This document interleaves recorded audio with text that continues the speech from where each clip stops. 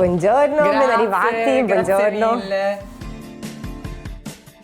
Maria Gavrilita, titolare di Vita da Lumaca, Campo San Martino. Dove ci troviamo in questo momento? Fuori, visto che è un'intervista imperfetta, piove, diluvia, quindi è perfetta come intervista imperfetta. Ci troviamo dentro le aule didattiche che le usiamo per i centri estivi, i centri invernali, tutte le volte che le scuole e asili sono chiusi noi siamo aperti. Quindi offriamo un servizio alle famiglie, mezzo alla natura, ci divertiamo tra piante e animali, anche perché è una parte didattica dove i bambini si divertono ma anche imparano. Ecco, partiamo dall'inizio. Io ti chiedo subito, qual è il tuo errore di successo, quello che poi ha costruito tutto quello che adesso andremo a vedere? L'azienda inizialmente nasce con le chiocciole, ci piaceva l'idea della fattoria didattica, sicuramente l'errore iniziale è stato di pensarlo, di fare le cose che piaceva a noi solamente. E invece dopo te ne accorgi che lo facciamo per il pubblico e dopo anche i programmi e i progetti cambiano in base alle richieste del mercato, quindi sicuramente l'errore è stato inizialmente non pensarlo da subito come poteva diventare una fattoria didattica. Era solo un allevamento di chiocciole, invece un po' alla volta abbiamo cambiato, modificato affinché diventasse un'area didattica. Vita da Lumaca è un'azienda agricola che alleva le chiocciole dal 2016, abbiamo coltivazione della lavanda dal 2021 e dopo integrando un po' alla volta ogni anno un animale diverso, una pianta diversa, affinché l'orto didattico un po' a riportare le origini dell'agricoltura anche ai nuove generazioni. E tu sei la titolare, gestisci tutto da sola? No, assolutamente. La nostra azienda è una piccola azienda, si estende sui 20.000 metri quadri, ma la facciamo tutto a condizioni familiari, tra il marito, i bambini e i nonni e ci danno tutti una mano.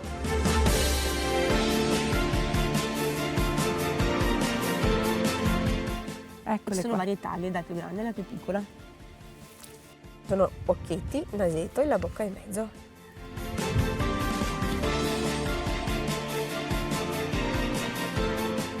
Ecco qui, fattoria didattica, giusto? Esatto, ciao Vittoria, ciao Lili.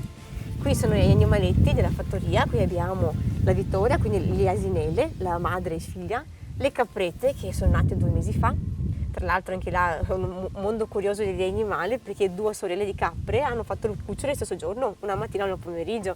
Noi troviamo sul perimetro aziendale anche dei conigli liberi perché i maschi in gabbia si fanno male, quindi noi li lasciamo liberi, facciano il loro percorso fuori.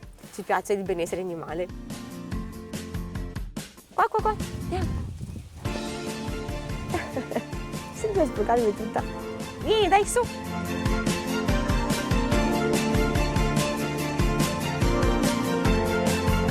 Maria, allora raccontaci di te, come sei partita e da dove è partita anche l'idea di aprire Vita da Lumaca? Vita da Lumaca nasce nel 2016, innanzitutto sono moldava, a casa mia si lavoravano i terreni per mangiare, non era un'azienda agricola, si faceva tutto l'autoconsumo in famiglia, quindi tutto il carne, uova, latte. E dopo arrivo in Italia volendo cambiare vita, non facendo più l'agricolo perché sembrava tanto difficile da bambina, e invece il richiamo della terra è più forte, rimane nel sangue, è qualcosa che nasce dentro di te, non è così facile non averlo, anzi non negarlo. E ho fatto 10 anni di ristorazione, ho provato altri mondi e invece il richiamo della terra è stato più forte e mio marito avendo i campi dei miei suoceri con le colture tradizionali che poteva essere mais, girasole o la soia. E vedendolo una mattina in TV su Linea Verde parlavano delle chiocciole, ci siamo guardati, partiamo. E quindi da 2 che hanno voglia di fare tanto, siamo partiti il primo anno con un recinto, poi 2 recinti, un po' alla volta la crescita era lenta, come proprio il nome dell'azienda Vita da Lumaca. Dopo ci siamo accorti, inizialmente nasceva l'azienda per via della bava per la parte cosmetica e la carne per la parte gastronomica. Dopodiché invece in base alle richieste di mercato ci siamo accorti che c'è moltissima richiesta per la nostra zona della fattoria didattica e abbiamo integrato anche il lavandetto, quindi sono 7.000 piante fatto proprio da chiocciola per richiamare le 2 cose. Tu cosa ne sapevi delle chiocciole delle lumache? Nulla, proprio nulla assoluto, tanto è vero che ne abbiamo fatti tantissimi di errori perché giustamente sbagliando si impara. Però attraverso gli errori cresci e capisci dove magari migliorare, che certi errori fatti sull'elicicoltura possono aiutarti su altri tipi di colture. Ecco, parliamo proprio degli errori. Uno dei primi errori fatti? Sulle chiocciole?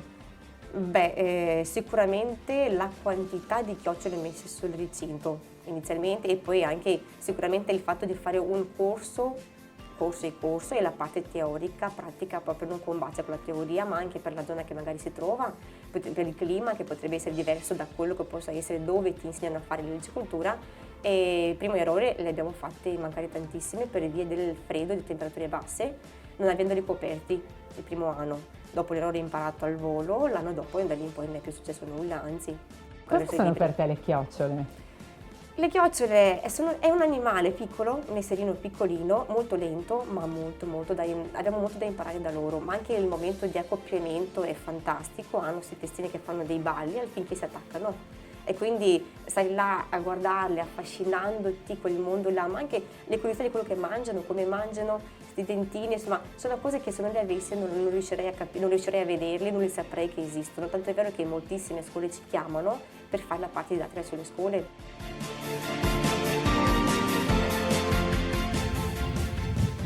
Queste sarebbero le chiocciole mature, hanno il guscio già bordato e quindi quando si accoppiano ciascuno di loro deporrà le uova da lì a 20 giorni, quindi mettono sottoterra, dopodiché invece si schiudono, appunto come vi anticipavo hanno già il guscetto.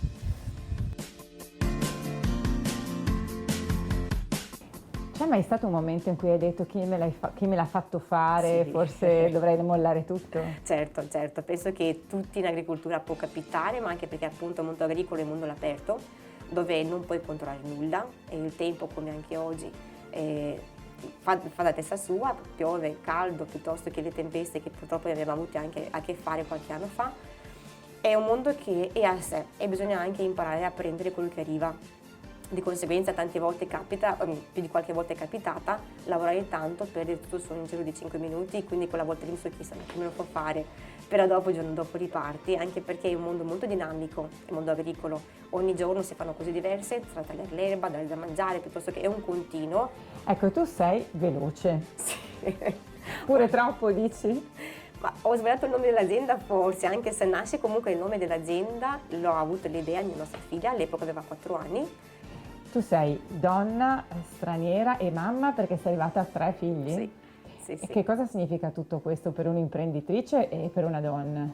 Tanti mi chiedono come fai a fare tutto, però penso che quando sei di mezzo non ragioni tanto in come farlo, lo fai e basta.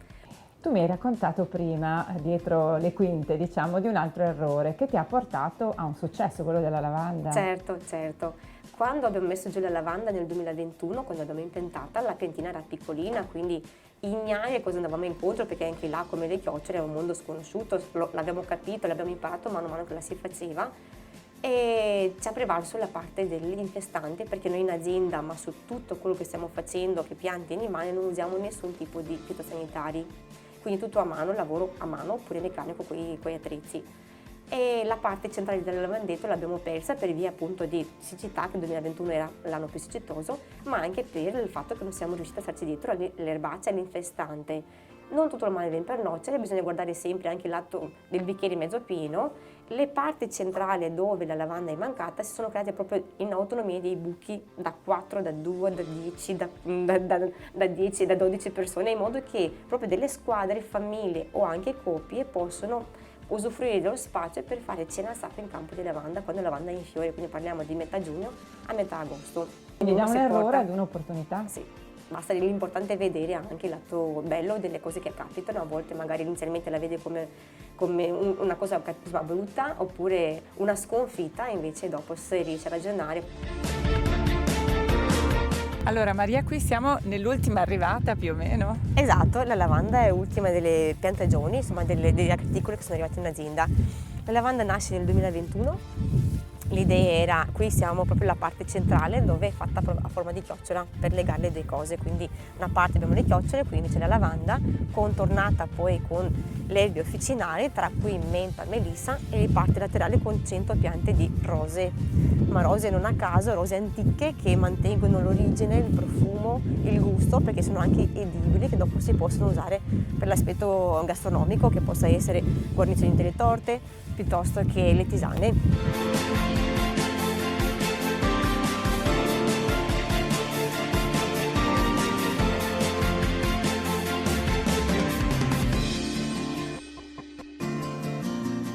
Quindi tu con la lavanda ci lavori perché hai creato anche tutta una serie di prodotti cosmetici, non solo?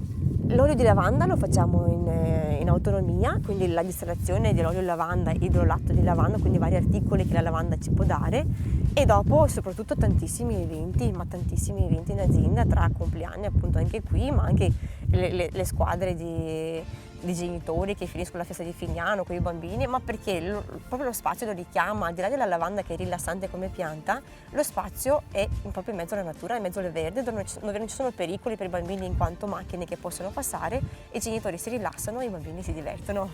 Quindi doppio effetto di lavanda. Esatto, doppio relax.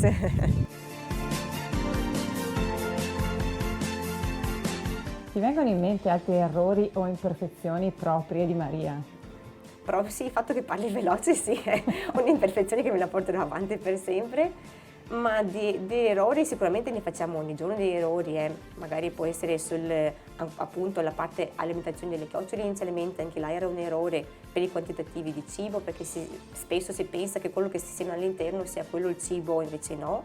Dovremo e integriamo ogni giorno cibo per le chiocciole, che anche là è economia circolare, lo andiamo a reperire dalle aziende agricole oppure dalle aziende che lavorano a quarta gamma per le catene di supermercato, quindi nulla si butta via, anche lì lo abbiamo capito con errore, insomma l'abbiamo capito accorgendoci che mancava cibo per loro, ma lo capisce solo facendolo, solo sbagliando.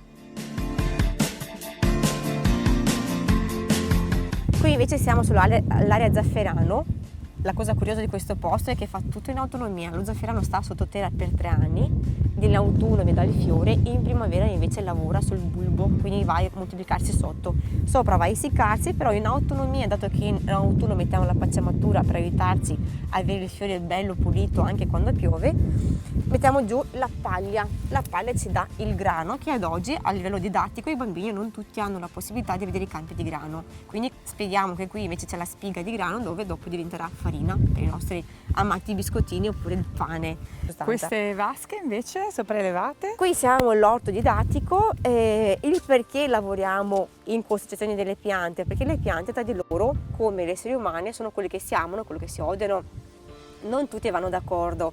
Il momento in cui mettiamo su una vasca profumi e colori diversi, si aiutano in sinergia a difendersi da insetti danosi.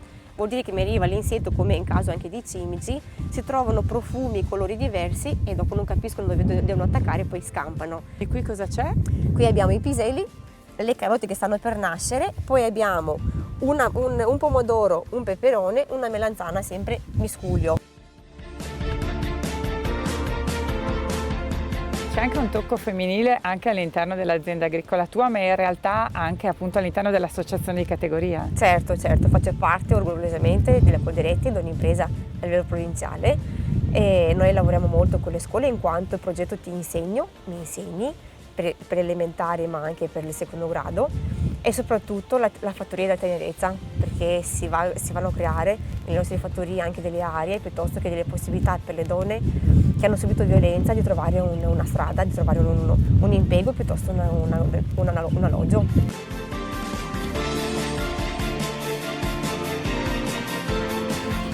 Vieni fuori con me. Che carina! Ciao! Come a tutte le altre persone, io voglio dare anche a te una lavagna e un piccolo gesso dove poter scrivere la tua parola relativa agli errori o alle imperfezioni. Qual è la tua parola?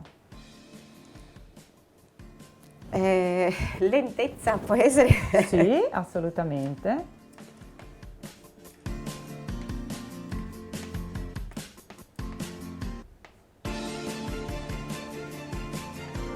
Perché lentezza? Perché gli errori che facciamo spesso è dovuto anche al fatto di aver fretta di fare, perché magari vedi il progetto, ti piace farlo veloce, che purtroppo non sempre ha lo stesso risultato di come la si sogna inizialmente. Anche per le chiocciole siamo partiti veloce, nel senso ogni anno un aumento di recinti, però la si focalizzava solo sulle chiocciole. Invece forse avessimo capito oppure anche valutato il fatto della fattoria didattica inizialmente, magari tanti errori non avessimo fatto e tante perdite economiche non avessimo avute, ma dopo ovviamente anche là lo si impara facendolo. Quindi sì, forse a volte lentezza nel rallentare e fare le cose un po' alla volta. Un po' come ci insegna la natura. Soprattutto che non siamo più abituate a rispettare i tempi della natura, i tempi dei bambini, soprattutto vedo mamme che arrivano, dobbiamo fare, si fa, ma anche rispettando i tempi dei bambini, perché ad oggi devono essere tutti uguali, invece non è così, siamo tutti diversi l'uno dall'altro. Quindi Vita da Lumaca e Maria Gavriletta insegnano anche la lentezza. Certo, soprattutto.